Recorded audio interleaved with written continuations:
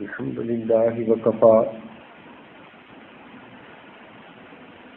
وسلام على عباده الذين اصطفى أما بعد أعوذ بالله من الشيطان الرجيم بسم الله الرحمن الرحيم فالصالحات قانتات حافظات للغيب بما حفظ الله سبحان ربك رب العزة عما يصفون وسلام على المرسلين والحمد لله رب العالمين اللهم صل على سيدنا محمد وعلى آل سيدنا محمد وبارك وسلم۔ قرآن مجید کی ایک آیت کا یہ ٹکڑا ہے، لیکن اپنے مضمون کے اعتبار سے یہ اتنا کامل ہے کہ اگر کوئی عورت اس پر عمل کرنے کا دل میں عہد کر لے تو گنتی کے چند الفاظ پر عمل کرنے سے اس عورت کے لیے جنت واجب ہو سکتی ہے۔ اس میں 3 باتیں بتائی گئی ہیں۔ فالصالحات نیک بیویاں، تو ہر شادی شدہ عورت کو سب سے پہلے نمبر پر نیک بننا چاہیے، کیونکہ اللہ رب العزت کا ہمارے اوپر حق ہے۔ وہ ہمارے خالق ہیں، مالک ہیں، رازق ہیں، رب ہیں، تو اس پروردگار آقا کا ہمارے اوپر یہ حق ہے کہ ہم اس کی بندگی کریں۔ لہذا عورت کو چاہیے کہ وہ نیکوکار بنے۔ الصالحات نیک عمل کرنے والیاں، دوڑ دوڑ کے نیکی کرنے والیاں، بھاگ بھاگ کے نیک عمل کرنے والی، نیکی کے موقع تلاش کرنے والیاں،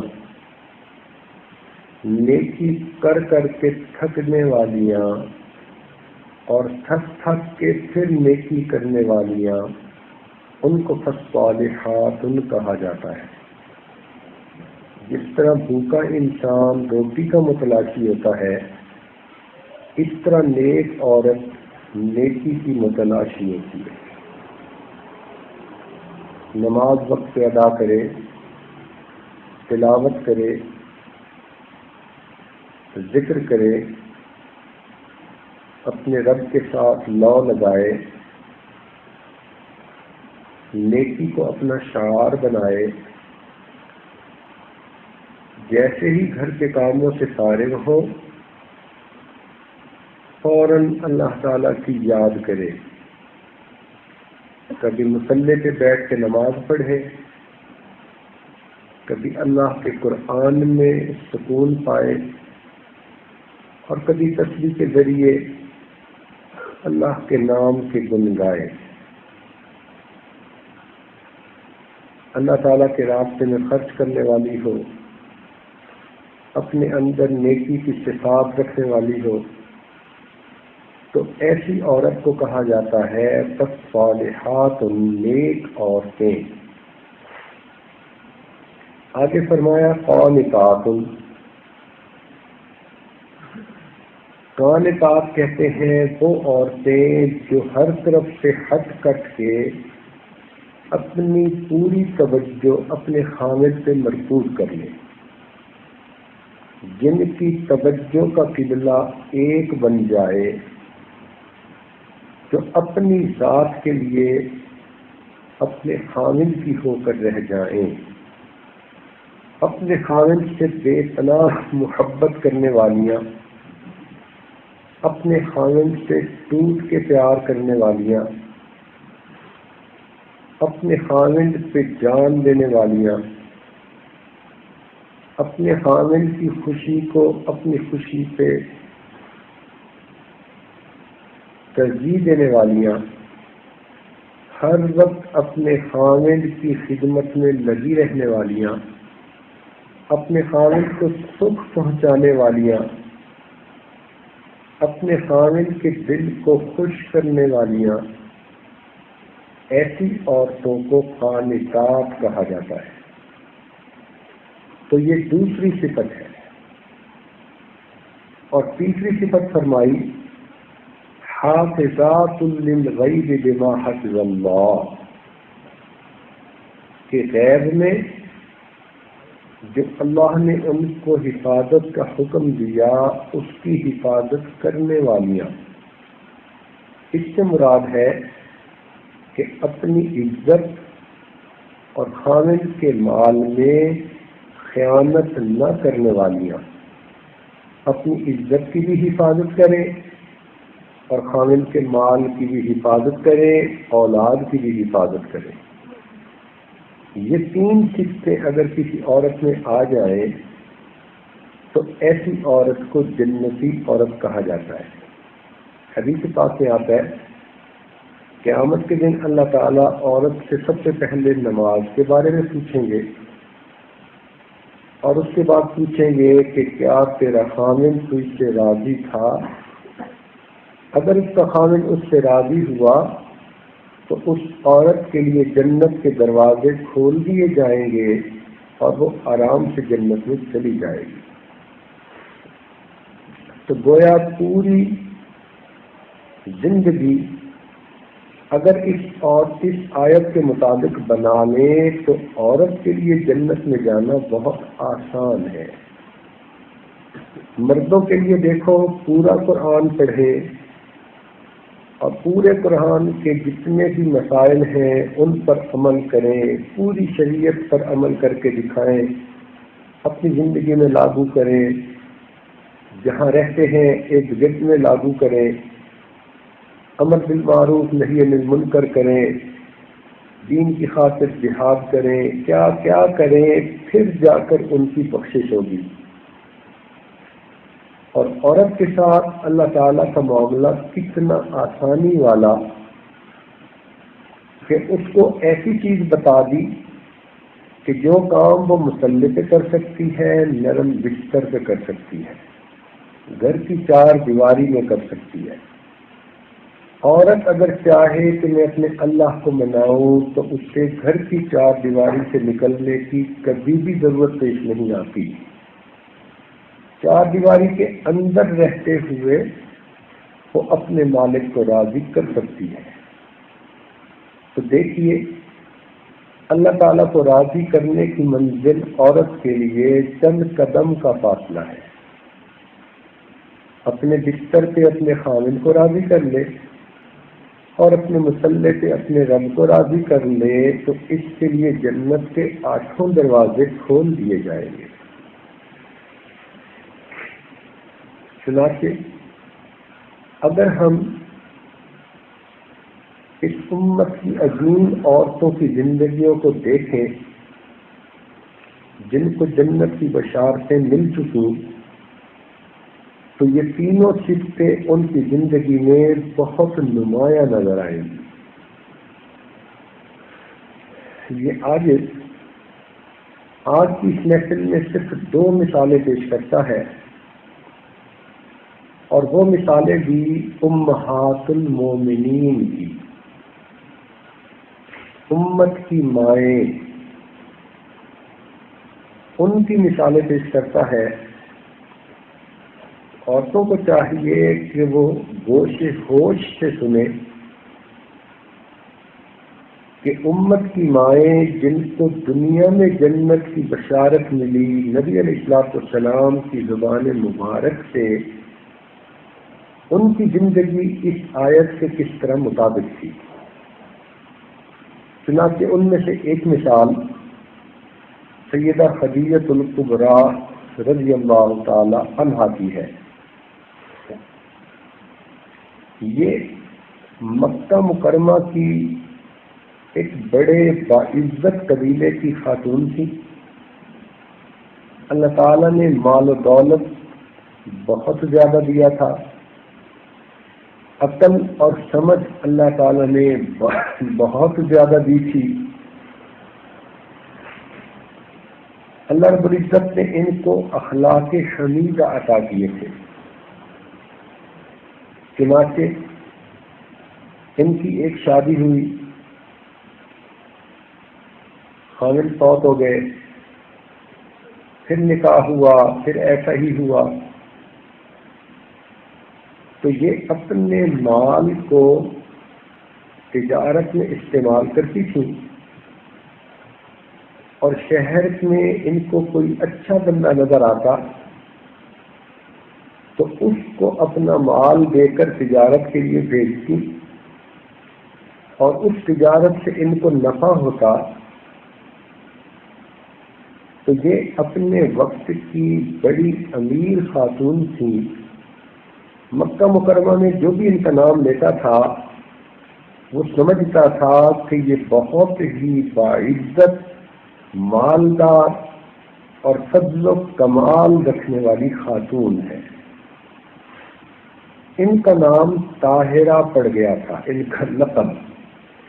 اب ذرا سوچئے کہ زمانہ جاہلیت میں جب بیٹیوں کو زندہ دفن کر دیا جاتا تھا، اور جب کہ عورتیں بکا کرتی تھیں، ان کی قیمت لگا کرتی تھی، اس وقت میں اس خاتون کو اس ماحول میں طاہرہ کے نام سے پکارا جاتا تھا. طاہرہ کا مطلب ہوتا ہے پاکیزہ، پاک زندگی گزارنے والی. تو اس لقب سے ہی ان کی عظمت سامنے آتی ہے. ان کو پتہ چلا نبی علیہ السلام کے بارے میں کہ محمد صلی اللہ علیہ وسلم نامی ایک نوجوان ہے، اپنی دیانت، امانت، صداقت میں وہ بہت معروف ہے، لوگ اس کو بہت پسند کرتے ہیں. تو انہوں نے نبی علیہ السلام کو پیغام بھیجا کہ آپ میرا مال لے کر تجارت کے لیے شام جائیں، اور جتنا میں عام لوگوں کو پیسے دیتی ہوں آپ کو میں دگنے پیسے دوں گی. نبی علیہ السلام نے اپنے چچا ابو طالب سے اس کا تذکرہ کیا تو انہوں نے کہا کہ بھتیجے، یہ رزق ہے جو تمہارے لیے اللہ رب العزت نے بھیجنے کا سبب بنایا. چنانچہ ان کی مشورے پر نبی علیہ السلام نے شام کا سفر فرمایا. تو اس خاتون نے اپنا ایک غلام جس کا نام میسرہ تھا اس کو نبی علیہ السلام کے ساتھ کر دیا، اور اس کے ذمہ لگایا کہ اس پورے سفر کی کارگزاری تم نے واپس آ کر مجھے سنانی ہے. نبی علیہ السلام سفر میں تشریف لے گئے،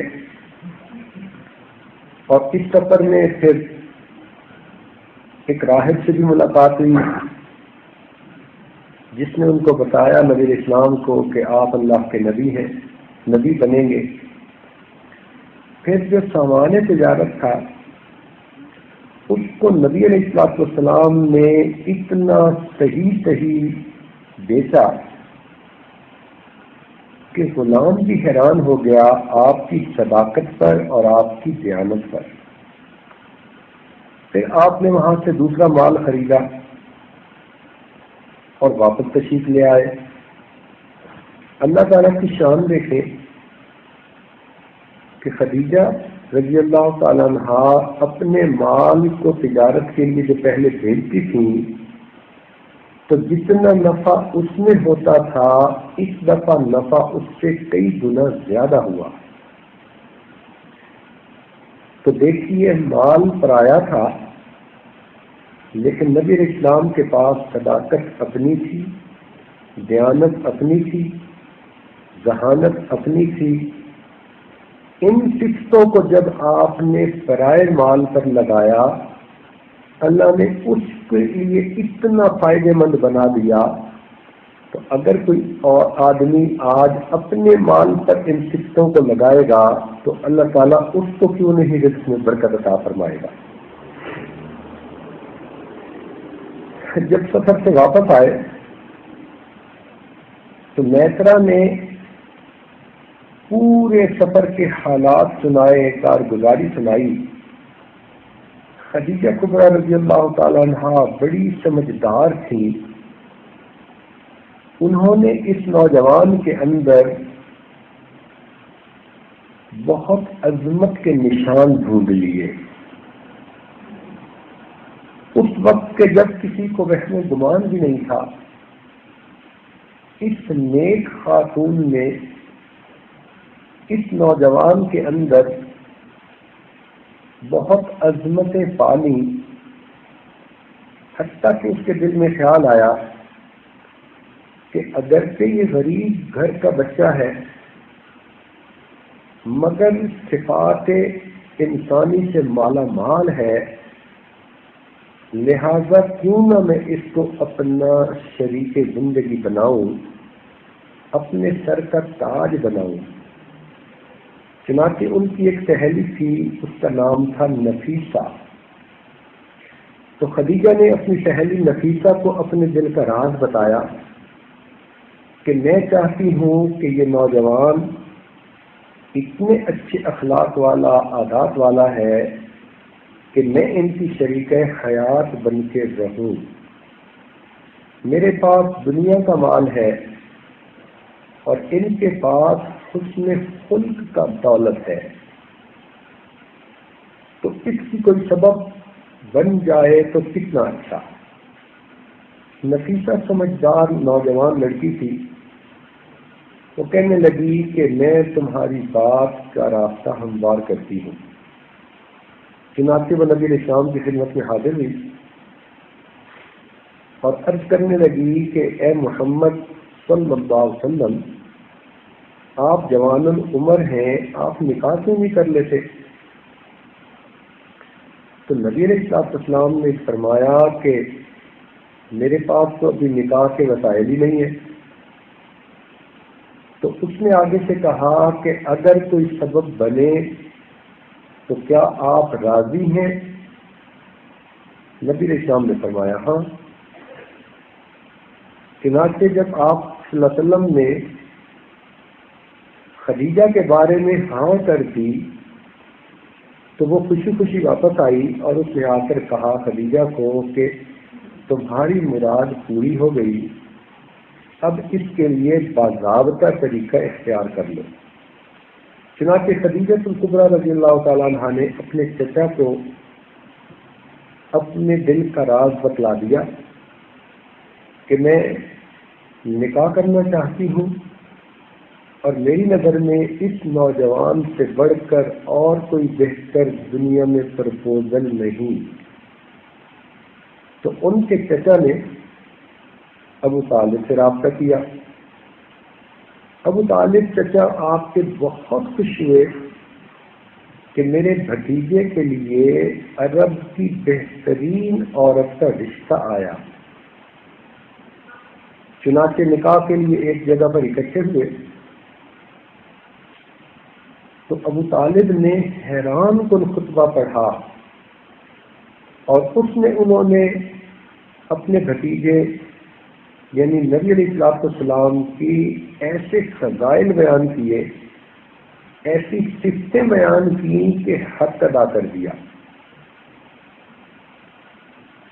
اور پھر یہ کہا کہ میرے بھتیجے کے نکاح کے لیے آپ جو بھی چاہیں مہر ادا کرنے کے لیے میں تیار ہوں۔ اس کے بعد خدیجہ کے چچا نے کہا کہ یہ وہ نر ہے جسے ناک میں زخم نہیں لگایا جاتا۔ یہ عربوں کے اندر ایک مقولہ تھا کہ جو اونٹ باندھنے کے قابل ہوتا اس کے ناک میں سوراخ کر کے اس کو ایک جگہ باندھ دیتے تھے، اور جو اچھی نسل کا خوبصورت اونٹ ہوتا اس کے باندھنے کی ضرورت نہیں تھی، اس کو ریوڑ میں ویسے ہی چھوڑ دیتے تھے کہ یہ جہاں چاہے پھرے۔ تو انہوں نے نبی علیہ السلام کے بارے میں یہ اس وقت کا مقولہ استعمال کیا کہ یہ نوجوان وہ نر ہے کہ جس کے ناک میں زخم نہیں لگایا جاتا، یعنی ہم اس کے لیے مہر کی کوئی شرط نہیں لگائیں گے۔ چنانچہ نبی علیہ السلام کا نکاح ہوا اور آپ کے چچا نے اس مہر میں 20 جوان اونٹ ادا کر دیے، جن کو اسی وقت ذبح کر کے پورے شہر کی دعوت کر دی گئی۔ چنانچہ خدیجہ الکبریٰ رضی اللہ تعالیٰ عنہ جب نبی علیہ السلام کے نکاح میں آئیں تو آپ صلی اللہ علیہ وسلم نے دیکھا کہ اللہ رب العزت کے محبوب اکیلے ہیں، اور آپ کے گھر کی خدمت کے لیے تو میں خود ہوں، باہر کی خدمت کے لیے کوئی نہیں۔ تو انہوں نے پہلا کام یہ کیا کہ اپنا ایک غلام تھا جس کا نام تھا زید بن حارثہ، اس کو نبی علیہ السلام کی خدمت میں ہدیہ کر دیا، ہبہ کر دیا۔ اب دیکھیے کہ نیک بیویاں اپنے خاوند کا دل کیسے جیتتی ہیں۔ تو گھر کی خدمت اپنے ذمہ رکھی اور باہر کی خدمت کے لیے اپنا غلام دے دیا۔ جب یہ نکاح ہوا تو پورے مکے میں باتیں چلنے لگ گئیں کہ دیکھو یہ نوجوان غریبوں میں سب سے غریب اور یہ عورت امیروں میں سب سے امیر، اور ان کا آپس میں نکاح ہو گیا۔ خدیجہ الکبریٰ رضی اللہ تعالی عنہا کو جب یہ بات پہنچی تو انہیں یہ برا لگا کہ لوگ میرے خاوند کو غریبوں میں سب سے غریب کہیں۔ چنانچہ انہوں نے کیا کیا کہ اپنا جتنا بھی مال تھا کل مال نبی علیہ السلام کی خدمت میں ہدیہ کر دیا، ملک کر دیا۔ چنانچہ لوگ حیران ہو کر کہنے لگے کہ دیکھو محمد صلی اللہ علیہ وسلم جیسا امیر نوجوان مکہ میں نہیں، اور خدیجہ جیسی قربان ہونے والی بیوی کی مثال پورے قبیلے میں نہیں۔ تو دیکھیے کہ نیک بیویاں اپنے خاوندوں پہ اپنا سب کچھ نشاور کرتی ہیں، یوں خاوندوں کے دلوں میں وہ پھر حکومت کرتی ہیں، یوں خاوندوں کے دلوں میں پھر ان کی یادیں ہوتی ہیں۔ چنانچہ نبی علیہ السلام کو ان کے مال سے بہت فائدہ ہوا اور آپ نے اس مال کو خیر کے کام کے لیے استعمال کیا۔ شادی کے بعد پھر اولادیں ہونے لگیں تو سب سے پہلے آپ کے ہاں بیٹا ہوا جس کا نام آپ نے قاسم رکھا، اور نبی علیہ السلام کی کنیت ابو القاسم مشہور ہوئی۔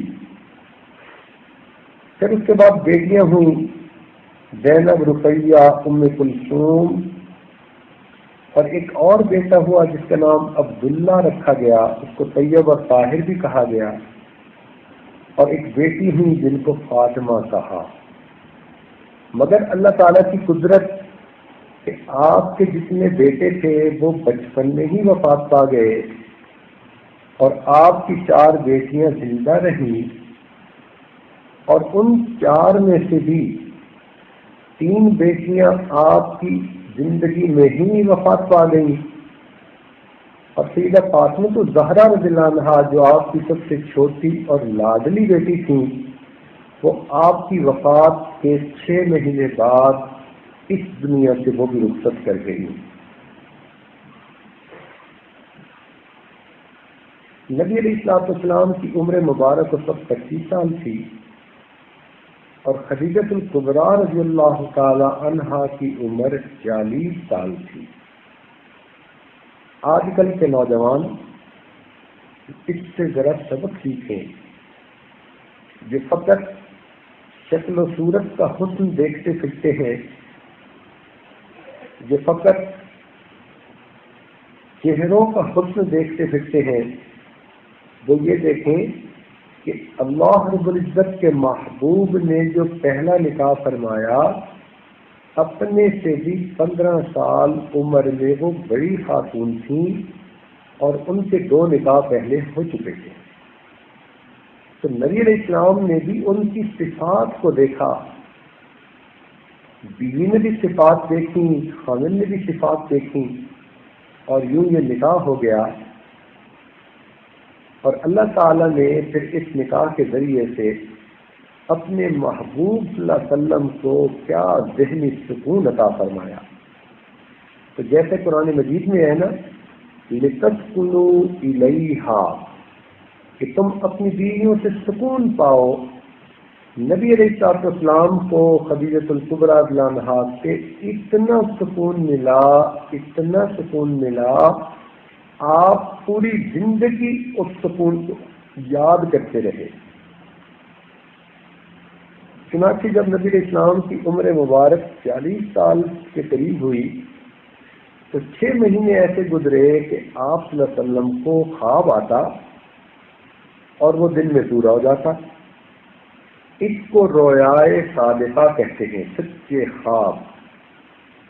پورے 6 مہینے آپ خواب دیکھتے، وہ پورا ہو جاتا. انہی خوابوں کے ذریعے سے خدیجہ الکبریٰ رضی اللہ تعالیٰ عنہا کا دل اس بات کو جان گیا تھا کہ آپ ایک عظیم ہستی ہیں اور آپ سے اللہ تعالیٰ نے کام لینا ہے.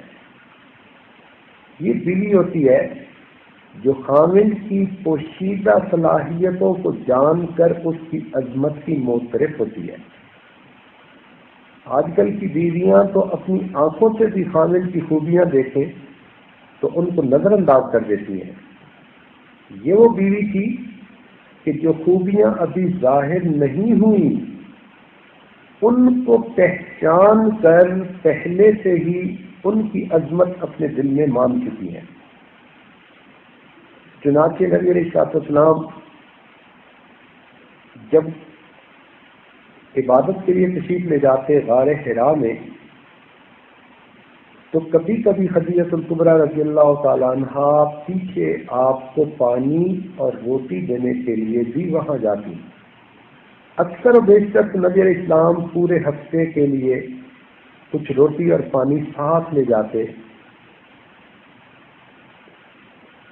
نبی علیہ السلام کا عبادت کا یہ شوق اتنا زیادہ ہوا کہ ایک ہفتہ آپ وہاں قیام فرماتے اور اللہ تعالیٰ کی عبادت میں لگے رہتے. خدیجہ الکبریٰ رضی اللہ تعالیٰ عنہ نے کبھی بھی یہ اعتراض نہ کیا کہ آپ گھر سے کیوں چلے جاتے ہیں. وہ سمجھتی تھیں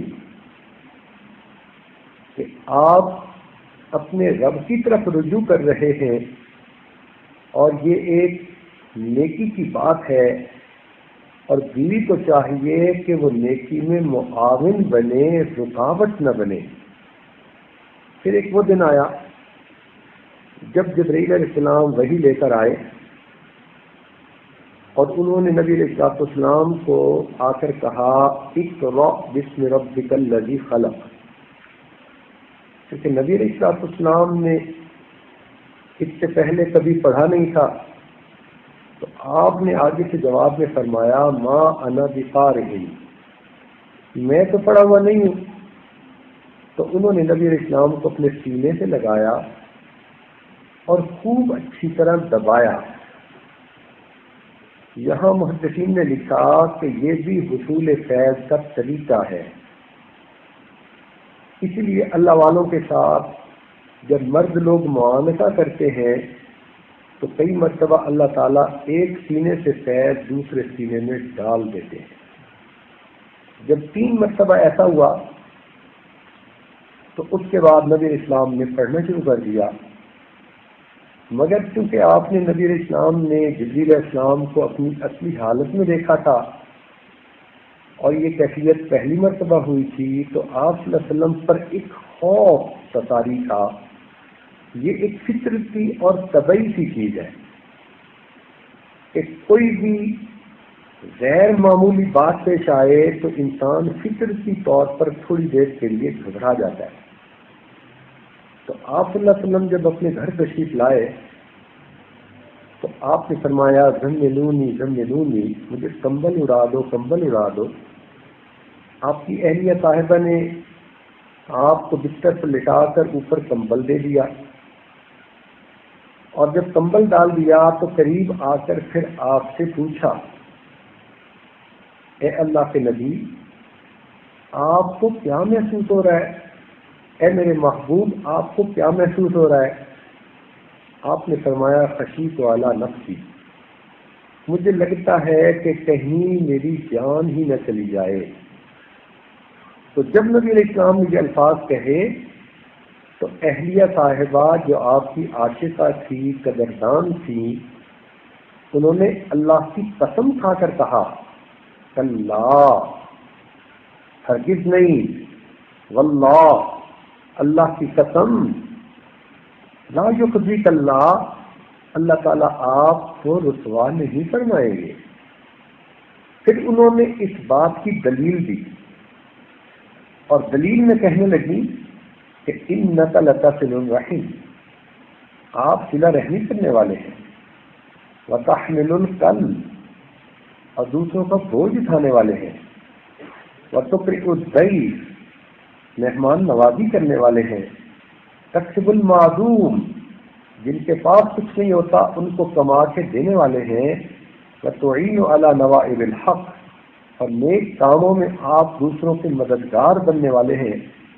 کیونکہ آپ کے اندر یہ صفات ہیں، ایسی صفات والے بندے کو اللہ تعالیٰ ضائع نہیں فرمائے۔ یہ دیکھیے کہ نیک بیوی کی صفت کیسی ہوتی ہے کہ پہلے وہ کیا جو خامد نے کہا، کمبل اڑا دیا، اور پھر پاس بیٹھ کر پیار بھری آواز سے، میٹھے میٹھے لفظوں سے ایسی تسلی کی باتیں کہیں۔ نبی علیہ السلام فرماتے ہیں کہ میرے دل کا جو غم تھا وہ ختم ہو گیا۔ یہ نیک بیویاں ہوتی ہیں، اور یوں وہ اپنے خامن کے دل جیتا کرتی ہیں۔ خامن کے دل لڑائی سے نہیں جیتے جاتے، تلوار سے نہیں جیتے جاتے، پیار کے ذریعے سے جیتے جاتے ہیں۔ جو عورت اپنے خامن کا دل پیار سے نہیں جیت سکی، وہ تلوار سے بھی اپنے خامن کا دل نہیں جیت سکتی۔ تو نبی علیہ السلام کو بہت تسلی ہو گئی، مگر بیوی ایسی کہ اتنے پہ ہی اس نے کام کو ختم نہیں کیا۔ جب اگلا دن ہوا تو ان کے اقتدار بھائی تھے جو تورات کے بڑے ماہر تھے، عبادت گزار تھے، تو یہ نبی علیہ السلام کو لے کر وہاں تشریف لے گئیں، اور وہاں جا کر کہا کہ اسمع لابن اخیک، کہ اپنے بھائی کے بیٹے سے پوچھیں کہ ان کو کیا معاملہ پیش آیا۔ تو ورقہ بن نوفل نصرانی تھے اور عبرانی زبان جانتے تھے، چنانچہ انہوں نے پوچھا نشانیاں، اور پھر کہا ہذہ ناموس الذی، یہ وہی فرشتہ ہے جو موسیٰ علیہ السلام پر آتا تھا، آپ پر آیا ہے تو آپ تو اللہ کے نبی ہیں۔ اور پھر تورات میں جو نشانیاں لکھی ہوئی تھیں وہ بتائیں کہ آپ کی قوم آپ کی مخالفت کرے گی، اور ایک وقت آئے گا کہ آپ کی قوم آپ کو شہر سے نکال دے گی۔ تو نبی علیہ السلام نے حیران ہو کر پوچھا ابا مخرجین، کیا مجھے نکال دیا جائے گا؟ انہوں نے کہا ہاں، اے کاش اس وقت اگر میں زندہ ہوتا تو میں آپ کی مدد کرتا۔ تاہم نبی علیہ السلام کو یہ یقین ہو گیا کہ یہ جو کچھ معاملہ ہوا یہ وحی کا تھا، اور اللہ تعالیٰ کا پیغام مجھے ملا ہے۔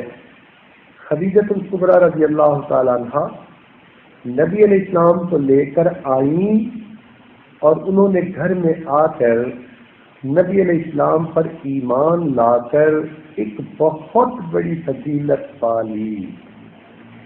دیکھیں، جب تاریخ بن رہی ہوتی ہے اس وقت تسلیم کر لینا یہ بڑی عظمت ہوتی ہے. جب تاریخ بن جاتی ہے پھر تو دشمن بھی مان لیا کرتے ہیں. خدیجہ الکبریٰ رضی اللہ تعالیٰ عنہا کی یہ بہت بڑی صفت تھی کہ جب پوری دنیا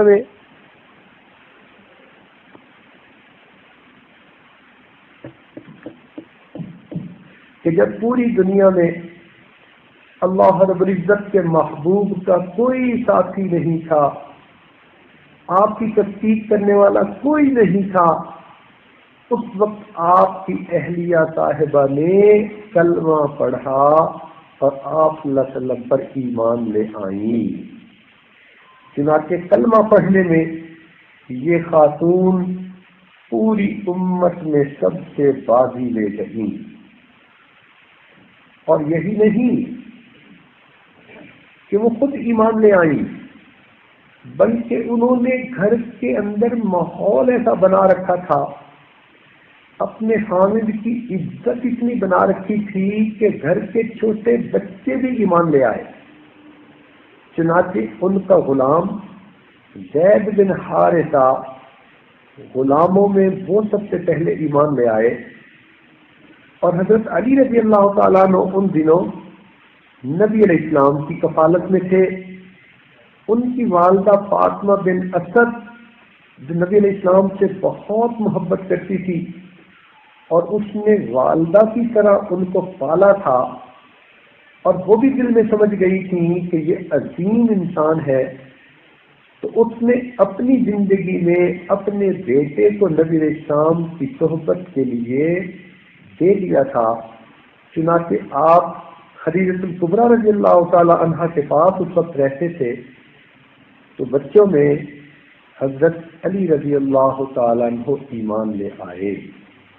تو دیکھیے کہ فقط خود ہی ایمان نہیں لائی بلکہ گھر کا ماحول ہی ایسا بنایا کہ گھر کے چھوٹے بھی ایمان لے آئے. پھر اس کے بعد صدیق اکبر رضی اللہ تعالیٰ عنہ کو پتہ چلا تو مردوں میں آزاد مردوں میں سب سے پہلے صدیق اکبر عنہ ایمان لے آئے. پھر آپ کی بیٹیاں بھی آپ پر ایمان لے آئیں. تو اس سے اندازہ لگائیے کہ نیک بیویاں اپنے خاوند کو کیسے گھر میں عزت دیتی ہیں.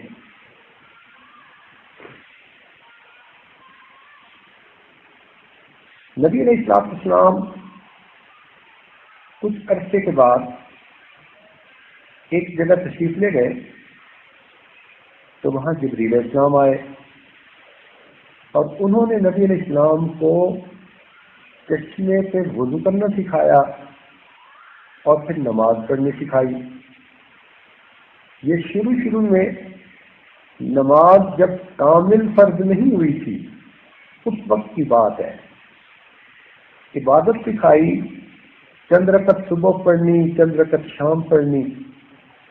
تو نبی علیہ السلام گھر تشریف لائے اور آپ نے خدیجہ الکبریٰ رضی اللہ عنہا کو فرمایا کہ مجھے اس طرح جبریل نے علیہ السلام نے وضو کرنا سکھایا اور نماز پڑھنی سکھائی. یہ ایسی نیک بیوی تھی کہ انہوں نے نبی علیہ السلام کو نماز پڑھتے دیکھا تو ویسا ہی وضو کیا اور نبی علیہ السلام کے پیچھے پھر اسی طرح نماز ادا کی. تو ان کو جو فضیلتیں حاصل ہیں ان میں ایک فضیلت تو ایمان لانے میں بھی سب سے آگے تھی اور اس امت میں سب سے پہلے نماز پڑھنے میں بھی سب سے آگے نکل گئی. چنانچہ ایک صحابی کہتے ہیں کہ میں نے ایک جگہ پر نبی علیہ السلام کو دیکھا کہ وہ آئے، انہوں نے وضو کیا، نماز پڑھی. پھر میں نے ایک خاتون کو دیکھا کہ اس نے بھی بالکل اسی طرح کیا. پھر ایک بچے کو دیکھا اور وہ بچہ علی المرتضیٰ تھے، انہوں نے بھی اسی طرح نماز پڑھی.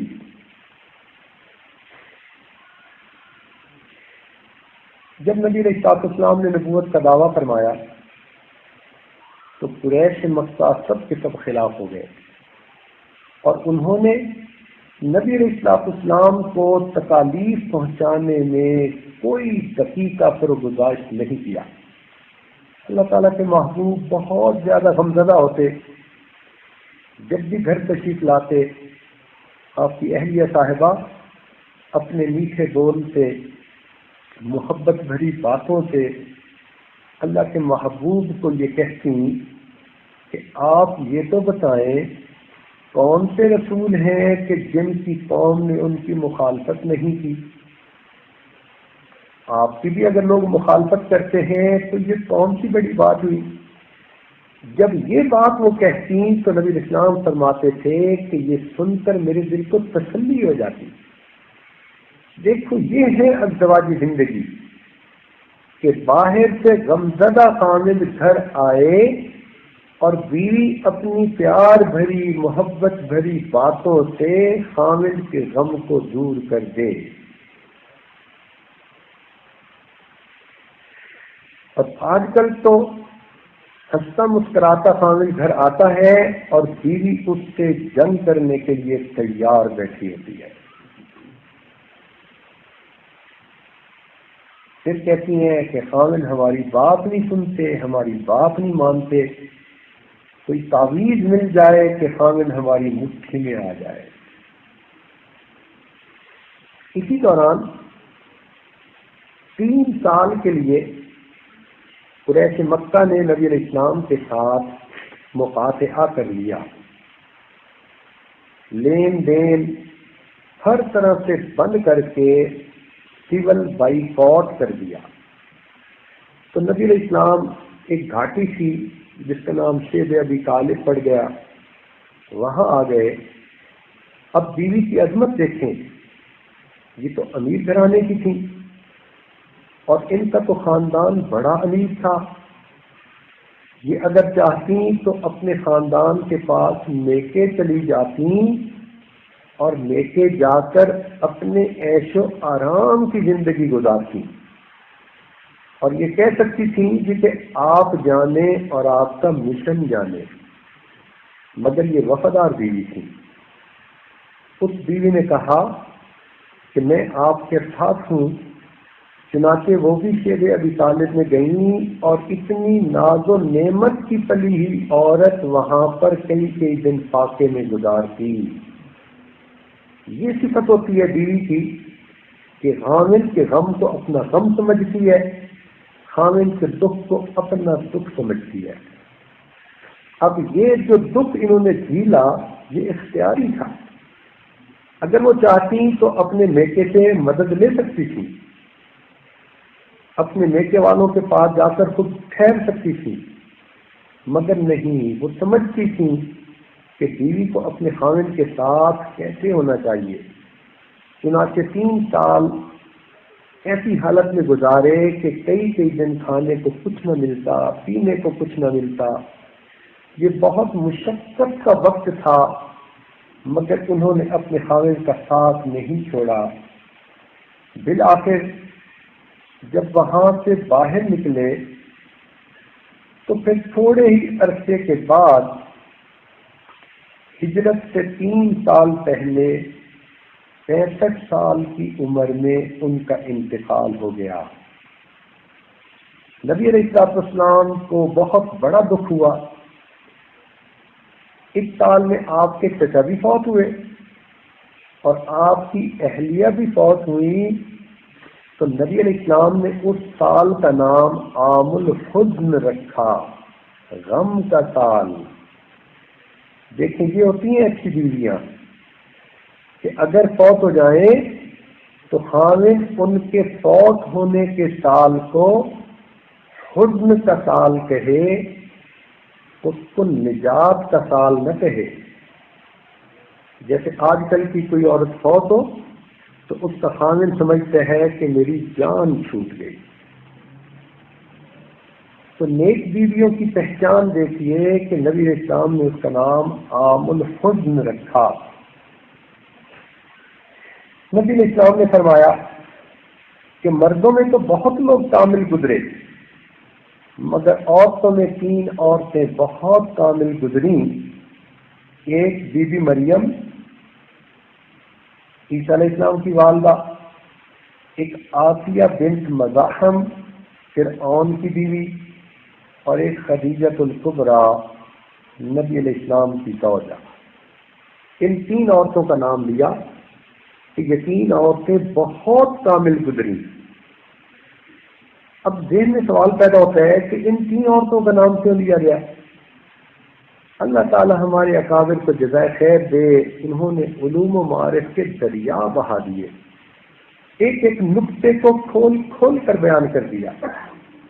تو انہوں نے یہاں ایک نقطہ لکھا.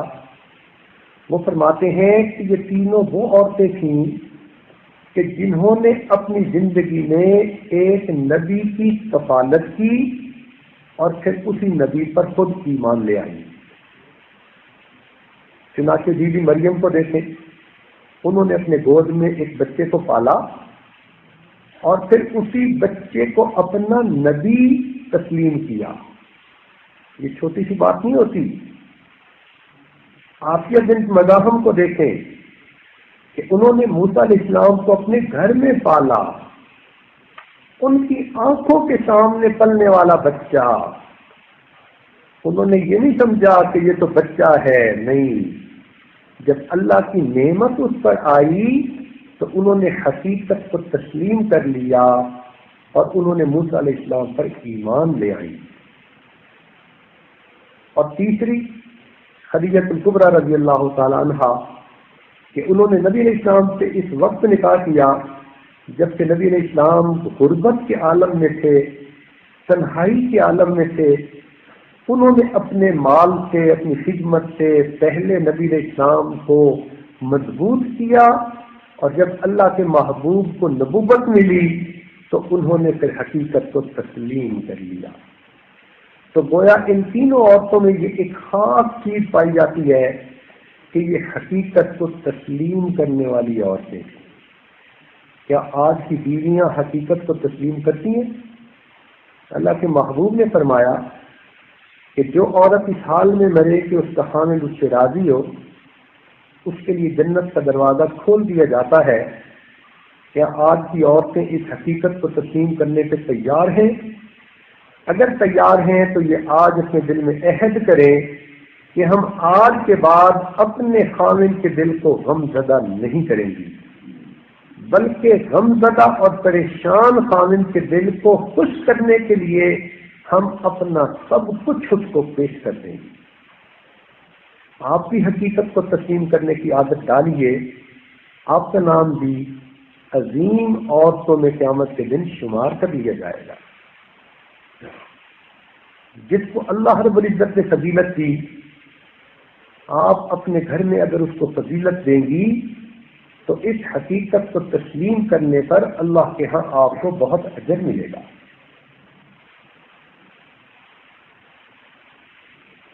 چنانچہ نبی علیہ السلام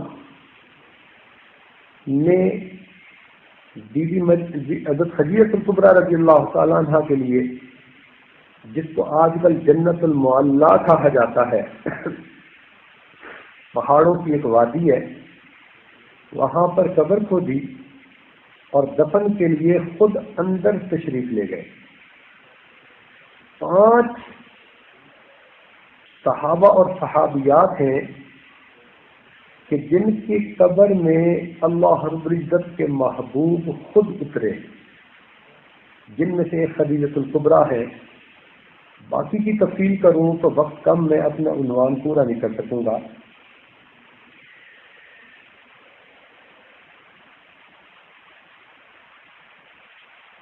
نبی علیہ السلام اکثر خدیجۃ الکبریٰ رضی اللہ تعالیٰ عنہ کو یاد کیا کرتے تھے. عائشہ صدیقہ رضی اللہ تعالیٰ عنہ فرماتی ہیں کہ مجھے کبھی کسی پر اتنا رشک نہیں آیا جتنا کہ مجھے خدیجۃ الکبریٰ پر رشک آیا کہ وہ بوڑھی ہو گئی تھی، مگر اس کے باوجود اللہ کے نبی ان کو یاد کرتے تھے اور آپ کی مبارک آنکھوں سے آنسو آ جایا کرتے تھے. ایک مرتبہ میں نے کہہ دیا کہ اللہ کے نبی، آپ اس بوڑھی عورت کو یاد کرتے ہیں جبکہ آپ کو اللہ تعالیٰ نے اس سے بہتر بیوی دے دی، یعنی اپنی طرف اشارہ کرتی کہ میں کم عمر ہوں، جوان العمر ہوں، خوبصورت ہوں، تو میں اس طرف اشارہ کرتی کہ اللہ کے محبوب آپ اس بڑھیا کو یاد کرتے ہیں جبکہ اللہ تعالیٰ نے آپ کو اس سے بہتر نعمت دے دی۔ اللہ تعالیٰ کے محبوب کے چہرے پر غصے کے آثار ظاہر ہوئے اور نبی علیہ السلام نے فرمایا عائشہ مجھے خدیجہ کے بارے میں اذیت نہ دینا، اس لیے کہ خدیجہ نے اس وقت میرا ساتھ دیا جب ساری دنیا نے میری مخالفت کی، خدیجہ نے اس وقت میری تصدیق کی جب پوری دنیا میں تصدیق کرنے والا میرا کوئی نہیں تھا۔ خدیجہ کے ذریعے سے اللہ نے مجھے اولاد دی، چنانچہ میں یہ سمجھ گئی کہ آج کے بعد خدیجہ کے معاملے میں مجھے کوئی بات نہیں کرنی۔ وہ فرماتی ہیں کہ حالہ بنت خویلد جو خدیجہ کی بہن تھی وہ کبھی کبھی مدینے آیا کرتی تھی، تو ایک مرتبہ وہ میرے پاس بیٹھی گفتگو کر رہی تھی کہ اللہ تعالیٰ کے محبوب باہر گھر سے آئے، تو چونکہ بہنوں کی آوازیں ملتی ہیں تو نبی علیہ السلام کے کانوں میں جب خالہ کی آواز پہنچی تو آپ کو خدیجہ الکبریٰ یاد آئیں اور نبی علیہ السلام کی مبارک آنکھوں سے آنسو آ گئے۔ یہ ہوتی ہے بیوی کہ ایسی دل میں یادیں چھوڑے کہ اگر فوت بھی ہو جائے تو خامد یاد کرے تو آنکھوں سے آنسو کے ساتھ محبت کی تصدیق ہو جائے۔ چنانچہ نبی علیہ السلام جب کبھی بکری کوئی قربانی کرتے تو ہمیشہ اس کا گوشت خدیجہ الکبریٰ رضی اللہ تعالی عنہا کی سہیلیوں کے گھروں میں بھیجا کرتے تھے۔ پوری زندگی اللہ رب العزت کے محبوب کا یہ عمل رہا۔ اس کو کہتے ہیں خدمت اور اس کو کہتے ہیں وفا، اس کو کہتے ہیں جو ہے نا محبت، کہ بیوی فوت ہو گئی لیکن خامد پوری زندگی میں جب بھی قربانی کرتا ہے اپنی بیوی کی سہیلیوں کو بھی گوشت بھیجتا ہے اور اپنی اس بیوی کی یادیں اس طرح سے تازہ کرتا ہے۔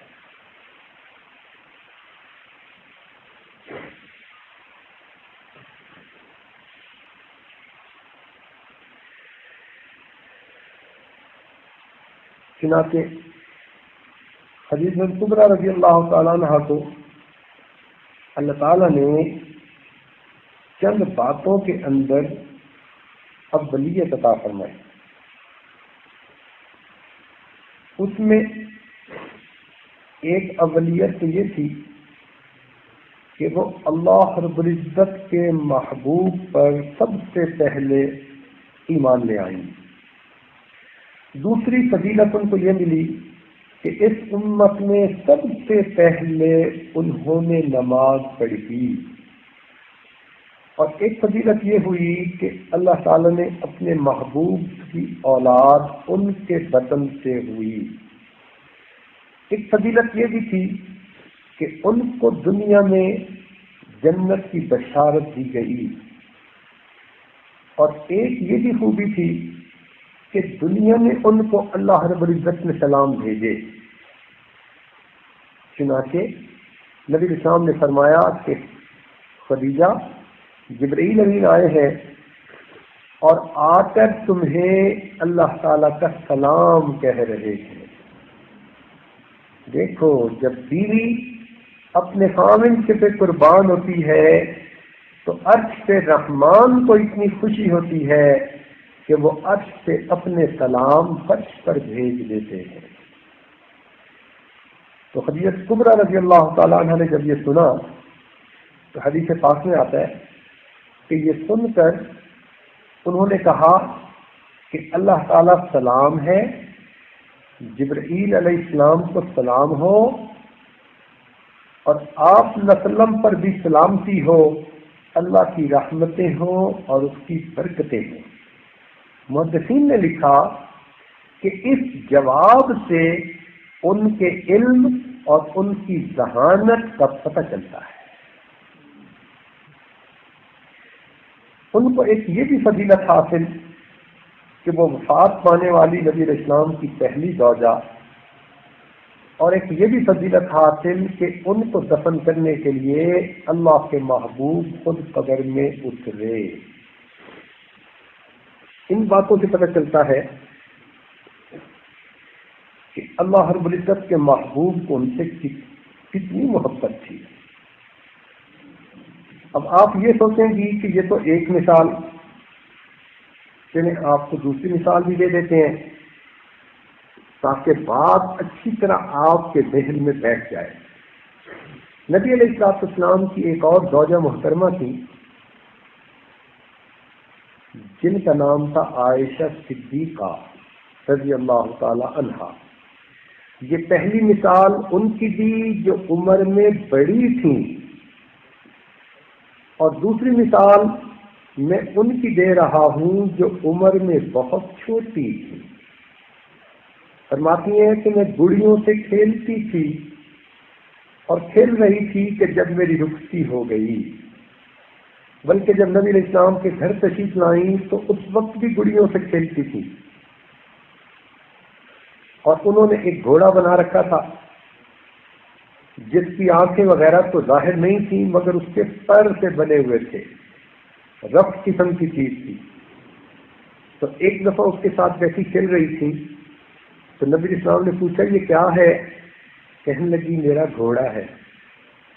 آپ نے فرمایا کہ گھوڑے کے پر تو نہیں ہوتے؟ تو کہنے لگی کہ سلیمان علیہ السلام کا گھوڑا تھا اور اس کے پر تھے۔ یہ سن کر نبی علیہ السلام مسکرا پڑے۔ تو اتنی چھوٹی عمر میں اللہ رب العزت کے پاس تشریف لائیں، اس میں بھی بڑی حکمتیں ہیں۔ حدیث پاک میں آتا ہے، سیدہ عائشہ صدیقہ عنہا ہی روایت کرتی ہے کہ جبرائیل علیہ السلام نے ایک سبز ریشمی کپڑے پر میری تصویر آسمانوں سے لائی اور نبی علیہ السلام کو دکھائی اور بتایا کہ اللہ رب العزت نے اس کو آپ کے لیے دنیا اور آخرت میں آپ کی بیوی کے طور پہ چن لیا ہے۔ اور فرمایا کرتی تھی کہ ابھی تو میری شکل میرے ماں کے بطن میں ہی نہیں بنی تھی جبکہ میری شکل اللہ نے اپنے محبوب کو دکھا دی۔ چنانچہ نبی علیہ السلام جب ہجرت کر کے آئے تو آپ بہت غمزدہ رہا کرتے تھے، خدیجہ الکبریٰ عنہا کی یاد میں مغموم رہتے تھے۔ تو اس غم کی حالت میں پھر جبرائیل علیہ السلام دوبارہ آئے اور انہوں نے آ کر نبی علیہ السلام کو دوبارہ وہ شکل دکھائی، تصویر دکھائی کہ آپ ان سے نکاح فرمائیں۔ آپ نے پہچان لیا کہ یہ تو ابو بکر صدیق کی بیٹی ہیں، چنانچہ ان کے ساتھ آپ کا نکاح ہو گیا۔ یہ اس وقت آئی تھیں کہ جب ابھی بالغ نہیں ہوئی تھی۔ اس میں حکمت کیا تھی؟ دو حکمتیں تھیں۔ ایک تو حکمت یہ تھی کہ یہ وہ خاتون ہے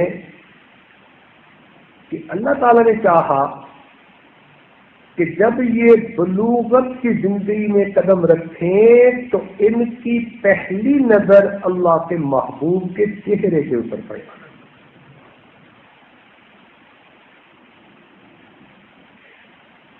اور دوسری حکمت یہ تھی کہ چھوٹی عمر میں چونکہ یاداشت بہت پکی ہوتی ہے، اس لیے نبی علیہ السلام کی تعلیمات کی جتنی عالمہ یہ بنی اتنی پوری ازواج مطہرات میں سے کوئی نہ بن سکی۔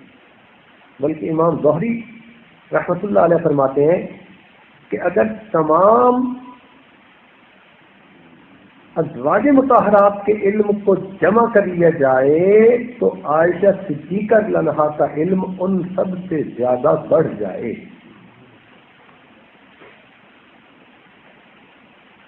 فرمایا کرتی تھیں کہ اللہ تعالیٰ نے مجھے 10 باتوں میں تمام ازواج کے اوپر فضیلت دی۔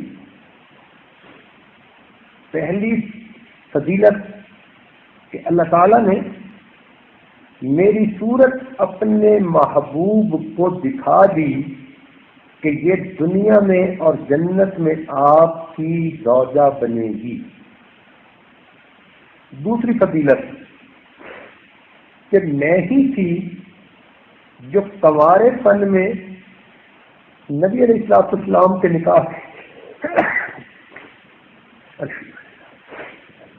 نکاح میں آئی.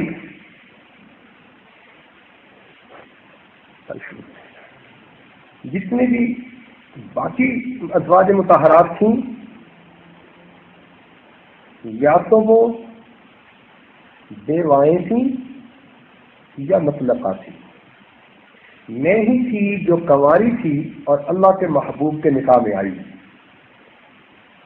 اور سماتی تھیں کہ میں نبی علیہ الصلوۃ والسلام کے ساتھ ایک بستر پہ لیٹی ہوتی تھی کہ اس حال میں اللہ کا قرآن نازل ہوتا تھا. فرماتی تھیں کہ میں ہی تھی کہ جس کی پاک دامنی کی گواہی اللہ رب العزت نے اپنے قرآن میں عطا فرمائی.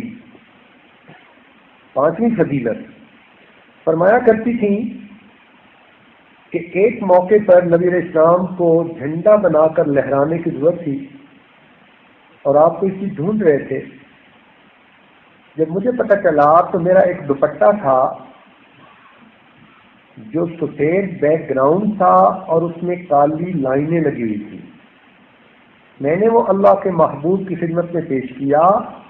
اللہ تعالیٰ کے محبوب نے اپنے مبارک ہاتھوں سے میرے دوپٹے کو اسلام کا جھنڈا بنا کر لہرایا.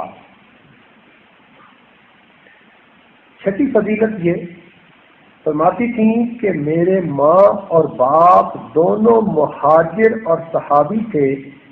یہ فضیلت کسی اور کو حاصل نہیں تھی. ساتویں فضیلت فرماتی تھیں کہ میں کئی دفعہ لیٹی ہوتی تھی سامنے اور اللہ تعالیٰ کے محبوب نماز پڑھتے تھے. یہ فضیلت آپ کی ازواج میں سے کسی اور کو حاصل نہیں تھی. آٹھویں فضیلت کیسی تھی کہ اللہ تعالیٰ کے محبوب کئی مرتبہ میرے ساتھ اکٹھے غسل فرماتے. ایک برتن میں پانی ہوتا, ہم دونوں قریب بیٹھ کر نہا رہے ہوتے. کبھی میں پیالے سے پانی اپنے اوپر ڈالتی اور کبھی اللہ کے محبوب اپنے اوپر پانی ڈالتے. یوں مل کے نہانے کی فضیلت میرے سوا کسی اور زوجہ کو حاصل نہیں ہوئی. نویں فضیلت کہا کرتی تھی کہ میں بستر پر بیٹھی تھی اور اللہ رب العزت کے محبوب میرے سینے پر اپنا سر رکھ کر ٹیک لگائے ہوئے تھے کہ اس حال میں اللہ تعالیٰ کے محبوب نے اس دنیا سے پردہ فرمایا. اور 10ویں فضیلت کہا کرتی تھی کہ میرے ہی حجرے کو اللہ رب العزت نے اپنے محبوب کے لیے پسند کیا اور اسے جنت کا باغ کہا, اور جنت کے باغ میں اللہ کے محبوب قیامت تک آرام فرما رہے ہیں.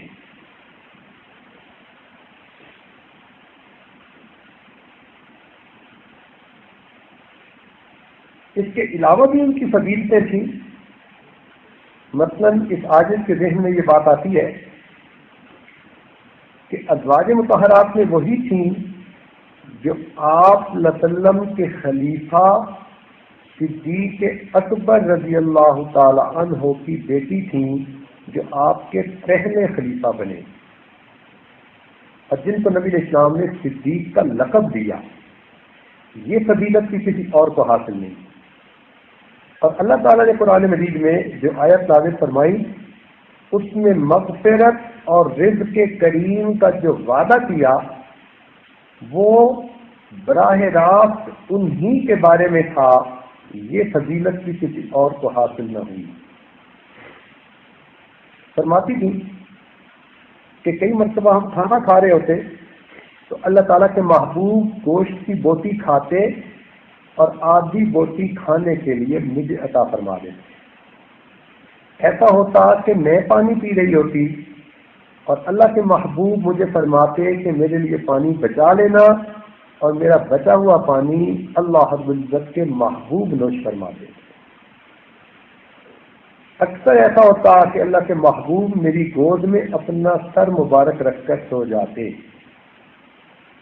اللہ کے محبوب میرے دل لگی کا اتنا خیال کرتے کہ میری ہم عمر لڑکیوں کو گھر بھیجتے کہ وہ میرے ساتھ آ کر کھیلے۔ 2 مرتبہ اللہ تعالیٰ کے محبوب نے میرے ساتھ دوڑ بھی لگائی، اور یہ فضیلت بھی انہی کو حاصل ہے۔ اس کی بھی تفصیل ہے۔ ایک موقع پر فرماتی ہیں پہلے موقع پر میں جیت گئی، پھر دوسرے موقع پر اللہ تعالیٰ کے محبوب جیت گئے، اور آپ نے فرمایا تل کا بتل کا، یہ میری آج کی جیت اس پہلی تیری جیت کے برابر ہو گئی۔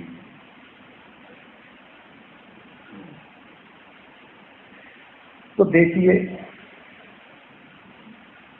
کہ یہ عائشہ صدیقہ رضی اللہ تعالیٰ عنہ کے بارے میں نبی علیہ السلام نے فرمایا کہ ان کو دنیا کی عورتوں پر وہ فضیلت حاصل ہے کہ جیسی سرید کھانے کو باقی کھانوں پر فضیلت حاصل ہے۔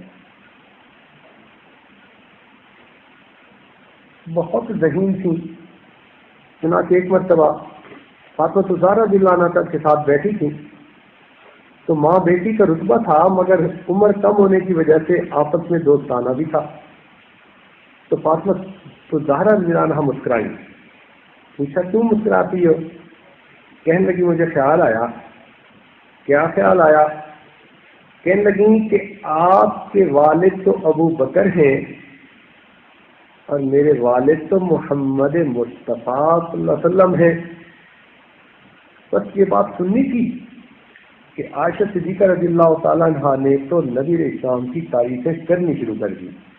عائشہ فاطمہ تم نے سچ کہا کہ تم محمد مصطفیٰ صلی اللہ علیہ وسلم کی بیٹی ہو، ہمیں ایمان ملا ان کے صدقے، قرآن ملا ان کے صدقے، ہدایت ملی ان کے صدقے، اللہ ملا ان کے صدقے۔ اتنی نبی علیہ السلام کی تعریفیں کی کہ دل کھول کے تعریفیں کی، اور جب خوب تعریفیں کر چکی تو اس کے بعد فرمانے لگی کہ فاطمہ ایک بات میرے بھی دل میں آ رہی ہے۔ انہوں نے کہا کیا؟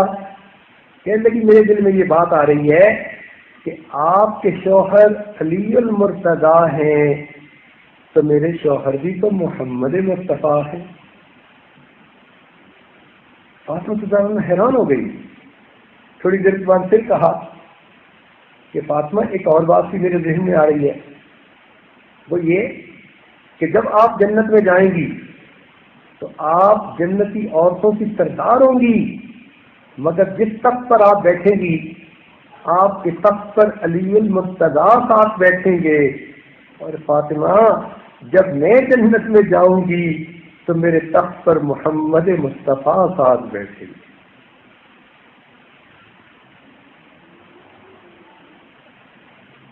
چنانچہ ان کی نمایاں واقعات میں سے چند باتیں میں آپ کے سامنے آج پیش کرنا چاہ رہا ہوں۔ ایک تو یہ کہ ایک مرتبہ نبی اسلام ایک غزوہ پر تشریف لے گئے، ایک مقام پر قیام فرمایا جس کا نام تھا ذات الجیش۔ وہاں سے گزرتے ہوئے پانی تو تھا نہیں، مگر عائشہ صدیقہ رضی اللہ تعالیٰ عنہ نے ایک ہار پہنا ہوا تھا۔ فرماتی ہے کہ وہ ہار میں نے اپنی بڑی بہن اسماء سے ادھار مانگا تھا، وہ میرا ہار کہیں ٹوٹ کے گر گیا، تو جب ٹوٹ کے گر گیا تو میں نے نبی علیہ السلام کی خدمت میں عرض کیا، تو نبی علیہ السلام نے قافلے کو رکنے کا حکم دیا، پڑاؤ ڈال دیا گیا، اور نبی علیہ السلام نے 2 بندوں کو بھیجا کہ جاؤ ہار کو ڈھونڈو۔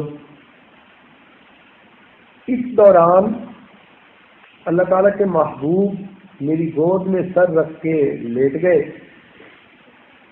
فرماتی ہیں کہ صحابہ کرام نے محسوس کیا کہ اگلی نماز کا وقت قریب ہے اور پانی یہاں ہے نہیں، اور اللہ تعالیٰ کے محبوب نے پڑاؤ کا حکم دے دیا۔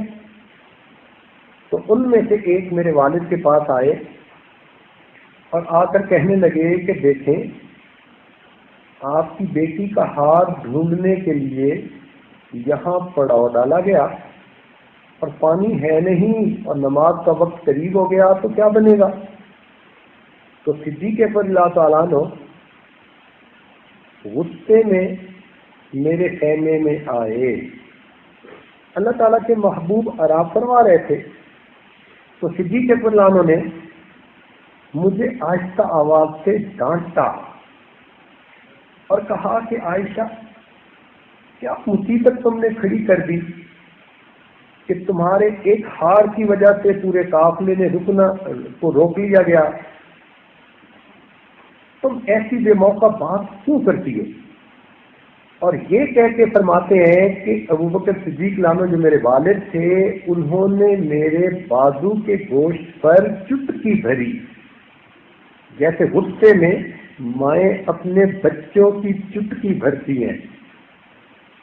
تو وہ فرماتی ہیں کہ مجھے سخت تکلیف ہوئی، مگر میں ڈانٹ بھی برداشت کر گئی، چٹکی کی تکلیف بھی برداشت کر گئی، اس لیے کہ میری گود میں اللہ کے محبوب سوئے ہوئے تھے، کہیں ان کی نیند میں خلل نہ آ جائے۔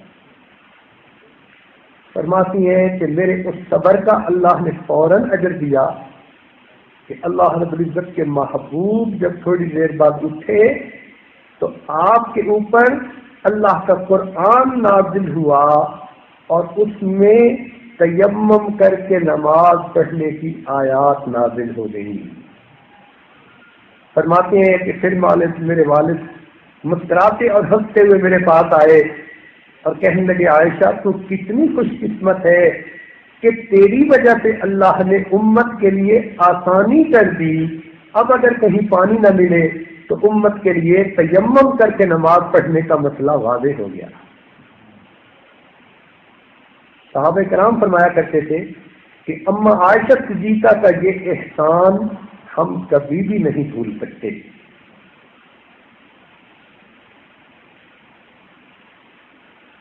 ایک اور بھی واقعہ عجیب ہے کہ غزوہ خیبر کے بعد جب مسلمانوں کے پاس مال و دولت کی خوب ریل پھیل ہو گئی تو اس وقت بعض ازواج مطہرات نے بھی عرض کیا کہ ہمیں بھی آپ کچھ سالانہ خرچہ دیجیے، بڑھائیے، بہت تنگی کئی دن فاقے میں گزرتا ہے۔ اللہ تعالیٰ کے محبوب کو یہ بات ناپسند ہوئی کہ میری بیویاں اپنے خرچے کی بات کریں، تو آپ نے 1 مہینے کے لیے اپنی بیویوں سے الگ وقت گزارا۔ تو اس کے بعد آیات تخییر نازل ہوئی جس میں اللہ تعالیٰ نے فرمایا، یا نساء النبی، کہ اے نبی علیہ السلام کی بیویوں، اگر تم دنیا اور اس کی بے بدینت کو چاہتی ہو تو ہم تمہیں کئی گنا مال دے دیں گے، مگر تمہیں نبی علیہ السلام سے دور ہونا پڑے گا، اور اگر تم نبی علیہ السلام کو پسند کرتی ہو تو پھر تمہیں اس قسم کا کوئی مطالبہ ہی نہیں رکھنا پڑے گا۔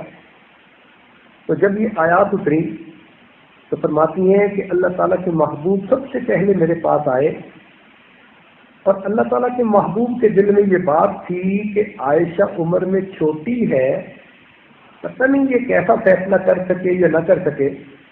تو نبی علیہ السلام نے فرمایا، عائشہ میں تمہارے سامنے ایک بات پیش کر رہا ہوں، مگر تم فیصلہ کرنے سے پہلے اپنے والدین سے مشورہ کر لینا۔ اس سے نبی علیہ السلام کی محبت کا پتہ چلتا ہے کہ آپ نہیں چاہتے تھے کہ یہ مجھ سے دور ہو۔ تو آپ نے فرمایا کہ عائشہ تم اپنے والدین سے مشورہ کر لینا۔ میں نے پوچھا کون سی بات؟ تو نبی علیہ السلام نے بتایا کہ اللہ تعالیٰ کی اس طرح سے وحی اتری ہے کہ یا تم دنیا کی بے بدینت کو پسند کر لو تو تمہیں ہم کئی گنا زیادہ دے دیں گے، دنیا کا مال و دولت ریل تیل دے دیں گے، تم کو خوش کر دیں گے، یا پھر تم اللہ کے محبوب کو چن لو۔ تو فرماتی ہیں کہ میں نے اسی وقت کہا کہ اتنے مجھے والدین سے مشورہ کرنے کی کیا ضرورت ہے، میں دنیا کی بے بدینت کو چھوڑتی ہوں اور اللہ کے محبوب کو اپنے لیے پسند کرتی ہوں۔ یہ سن کر اللہ کے محبوب مسکرائے، تو میں نے کہا کہ اللہ کے محبوب میرا یہ جواب باقی ازواج مطہرات کو نہ بتانا۔ اللہ کے محبوب نے کہا نہیں، میں تو سچ سچ کہنے والا ہوں۔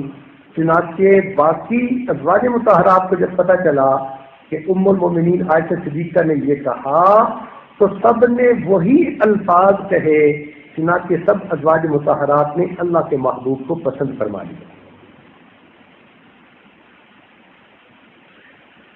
یہ بھی ایک عجیب واقعہ ہے کہ جب نبی علیہ السلام پردہ فرمانے سے تھوڑی دیر پہلے عائشہ صدیقہ رضی اللہ تعالیٰ عنہا کی گود میں سر رکھ کے آرام فرما رہے تھے، تو اس وقت ان کے بھائی عبد الرحمن آئے اور ان کے ہاتھ میں ایک مسواک تھا۔ نبی علیہ السلام نے جب اس مسواک کو دیکھا تو ذرا توجہ سے دیکھا تو بیویاں تو اپنے میاں کی منشا کو پہچانا کرتی ہیں۔ فرماتی ہیں میں نے پہچانا کہ اللہ کے محبوب مسواک کرنا چاہتے ہیں، تو میں نے وہ مسواک لے کے اللہ کے محبوب کو دی، مگر وہ ذرا سخت تھی، تو میں نے پہچانا کہ یہ سخت ہے، تو میں نے پوچھا اے اللہ کے محبوب میں آپ کو نرم بنا کر دوں؟ تو محبوب نے اشارے سے کہا ہاں۔ فرماتی ہیں میں نے اس مسواک کو چبایا اور میرے چبائے ہوئے نرم کیے ہوئے مسواک کو اللہ کے محبوب نے اپنے منہ میں لے کر چبایا۔ وہ فرماتی تھیں کہ یہ فضیلت بھی مجھے ملی کہ آپ کے پردہ فرمانے سے پہلے میرے منہ کا لعاب اللہ تعالیٰ کے محبوب کے منہ کے لعاب کے ساتھ مل گیا۔ پھر ایک واقعہ ایسا ہے کہ جو آپ کی زندگی میں پیش آیا، مگر وہ واقعہ بڑا عجیب ہے۔ ہوا یہ کہ غزوہ بنی مصطلق میں نبی علیہ السلام کے ساتھ عائشہ صدیقہ رضی اللہ تعالی عنہا تھی۔ جب وہاں سے واپسی ہونے لگی تو نبی علیہ السلام نے پوچھ کا حکم دیا۔ دستور اس زمانے میں یہ تھا کہ ازواج مطہرات کے لیے ایک پالکی بنائی ہوتی تھی، ہوبٹ جس کو کہتے تھے، اس میں صحابہ جب پردہ کر لیتے تھے تو زوجہ محترمہ آ کے بیٹھ جاتی تھی اور پھر 5-6 آدمی اس کو اٹھا کر اونٹ کے اوپر رکھ دیتے تھے۔ تو فرماتی ہیں کہ جب تیاری ہونے لگی تو میں نے سوچا کہ سفر لمبا ہوگا تو بہتر ہے کہ میں قضائے حاجت سے فارغ ہو جاؤں۔ جب میں قضائے حاجت سے فارغ ہو کر آ گئی اور ہوبٹ میں بیٹھنے لگی تو لوگوں نے پردہ کیا ہوا تھا۔ اس وقت مجھے خیال آیا کہ میرا ایک ہار تھا جو کہیں گر گیا، تو میں نے سوچا کہ ابھی تو کچھ وقت ہوگا، اس لیے بہتر ہے کہ میں ہار کو ڈھونڈ آتی ہوں جہاں میں گئی تھی۔ تو میں پالکی میں بیٹھنے کی بجائے پھر ہار ڈھونڈنے چلی گئی۔ تھوڑی دیر بعد صحابہ کرام جب متوجہ ہوئے تو انہوں نے یہ محسوس کیا کہ شاید ام المومنین اندر بیٹھ گئی ہیں، لہذا انہوں نے اس پالکی کو اٹھا کر اوپر رکھ دیا۔ فرماتی ہیں میری عمر بھی چھوٹی تھی، وزن بھی ہلکا تھا اور 5-6 آدمی اٹھانے والے تھے، تو ان کو پتہ ہی نہ چلا کہ اندر کوئی بیٹھا بھی ہے یا نہیں۔ اب جب پالکی اونٹ پر رکھ دی گئی اور سب لوگ تیار ہو گئے تو قافلہ چل پڑا۔ فرماتی ہیں ہار ڈھونڈتے ہوئے مجھے ذرا دیر ہو گئی، جب میں واپس آئی تو میں نے دیکھا کہ قافلہ تو وہاں سے چلا گیا۔ اب ان کی عقل مندی دیکھیں، کہتی ہیں کہ میں نے دل میں سوچا کہ اللہ تعالیٰ کے محبوب جب دیکھیں گے کہ میں اس پالکی میں نہیں تو آپ اسی جگہ پتہ کروائیں گے جہاں سے اونٹ چلے تھے، لہذا میں آرام تسلی کے ساتھ وہیں پر بیٹھ گئی۔ تھکی ہوئی تھی، مجھے نیند آئی تو میں اپنی چادر اوپر لے کر سو گئی۔ نبی علیہ السلام کی عادت مبارکہ تھی کہ جب کہیں سے کوچ ہوتا تو وہاں ایک صحابی کو متعین کر دیتے تاکہ وہ بعد میں دیکھیں کوئی گری پڑی چیز، کوئی بھولی چیز رہ جائے تو ان تمام چیزوں کو سمیٹ کر وہ پیچھے سے لے آئیں۔ تو صفوان بن معطل رضی اللہ تعالیٰ نے صحابی تھے جو بدری صحابی تھے اور پکی عمر کے بندے تھے، ان کو نبی اسلام نے اسلام کے لیے ڈپیوٹ کر دیا۔ جب وہ راؤنڈ کرنے کے لیے آئے تو انہوں نے مجھے دیکھا کہ کوئی چادر میں لپٹا سو رہا ہے، تو انہوں نے پہچان لیا کہ یہ تو ازواج مطہرات کے خیمے کی جگہ تھی، اور انہوں نے مجھے نکاح سے پہلے چھوٹی عمر میں دیکھا بھی ہوا تھا، تو وہ پہچان گئے کہ میں ام المومنین ہوں اور میں تو یہاں پیچھے رہ گئی۔ تو انہوں نے اونچی آواز سے پڑھا انا للہ و انا الیہ راجعون۔ فرماتی ہیں ان کی آواز سن کر میں اٹھ بیٹھی اور میں نے اپنے آپ کو اچھی طرح چادر میں لپیٹ لیا۔ انہوں نے اپنے اونٹ کو میرے قریب بٹھا دیا، میں اونٹ کے اوپر بیٹھ گئی اور وہ اس کی رسی پکڑ کے چل پڑے حتیٰ کہ وہ جا کر قافلے کے ساتھ مل گئے۔ قافلے کے اندر کچھ منافقین لوگ تھے جو نبی علیہ السلام کو دکھ پہنچانے کے لیے ہر وقت موقع کی تلاش میں ہوتے تھے۔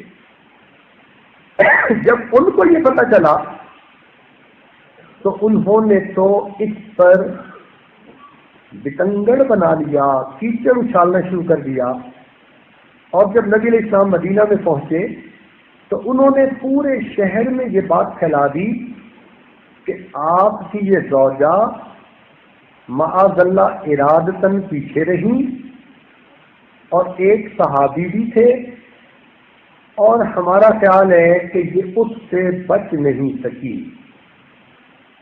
اب یہ بات سارے شہر میں پھیل گئی اور منافقین نے اس کو ہر کان میں پہنچا دیا۔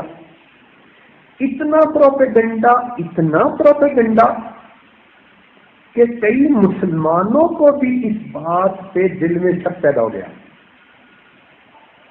کہ آخر پیچھے کیوں رہی، پھر کتنا وقت وہاں رہی، پھر ایک جوان آدمی وہ بھی تھا، پھر دونوں مل کے آئے۔ تو جیسے ایک عام سوچ ہوتی ہے نا بندے کی، تو اس سوچ سے منافقین نے سوچا تو ان کو تو پروپیگنڈا کرنے کا بہترین موقع مل گیا۔ 1 مہینہ پروپیگنڈا ہوتا رہا۔ فرماتی ہیں کہ میں گھر میں آئی تھی تو میں سفر کے بعد بیمار ہو گئی اور مجھے کسی بات کا پتہ ہی نہیں چلا۔ ایک رات کو میں ایک صحابیہ کے ساتھ قضائے حاجت کے لیے باہر گئی تو وہ صحابیہ کسی جگہ پر گرنے لگی تو انہوں نے اپنے بیٹے کے لیے بد دعا کر دی، ام مستح۔ جب انہوں نے بد دعا کی تو میں نے انہیں کہا کہ اپنے بیٹے کے لیے تو کوئی نہیں بد دعا کرتا۔ انہوں نے کہا کہ بیٹے کے لیے بد دعا تو کوئی نہیں کرتا، تمہیں پتہ نہیں کہ میرے بیٹے نے کیا کہا؟ میں نے کہا مجھے تو نہیں پتا۔ کہتی ہیں کہ اس وقت انہوں نے مجھے سارا واقعہ سنایا کہ اس طرح یہ تو ٹاک آف دی ٹاؤن بن چکی ہے بات، اور تیرے آپ کے اوپر تو عجیب الزام لگ رہے ہیں۔ فرماتی ہے کہ یہ بات سن کر میرے تو پاؤں تلے کی زمین ہی نکل گئی۔ اب جب میں واپس آئی تو نبی علیہ السلام میرے حجرے میں آئے تو میں نے محسوس کیا کہ میں نے سلام کیا تو نبی علیہ السلام نے جواب دے کر اپنا رخ دوسری طرف فرما لیا۔ میں دوسری طرف گئی اور ادھر سے سلام کیا تو اللہ کے محبوب نے اپنا چہرہ دوسری طرف کر لیا میں پہچان گئی کہ اللہ تعالیٰ کے محبوب کے دل بہت غم زدہ ہے، اور پتہ نہیں آپ کو کیا کیا باتیں سننے میں آئی ہیں، اور اللہ تعالیٰ کے محبوب نے یوں پوچھا کہ ان کا کیا حال ہے۔ فرماتی ہیں کہ یہ جو الفاظ تھے نا کہ ان کا کیا حال ہے، میرے بارے میں میری حالت پوچھ رہے ہیں بیمار کی، اور یوں فرماتے ہیں کہ ان کا کیا حال ہے۔ تو میں پہچان گئی کہ یہ معاملہ تو بہت سیریس ہو گیا۔ چنانچہ میں نے اللہ کے محبوب سے عرض کیا، اے اللہ کے محبوب، اگر آپ مجھے اجازت دیں تو میں بیمار ہوں، کچھ دن کے لیے میں اپنے والد کے گھر چلی جاؤں۔ اللہ کے محبوب نے اشارے سے ہاں کر دی اور میں اپنے والد کے گھر آ گئی۔ جب عورتوں پر ایسی مصیبتیں پڑا کرتی ہیں پھر ان کو اپنی ماں اور اپنا باپ یاد آتے۔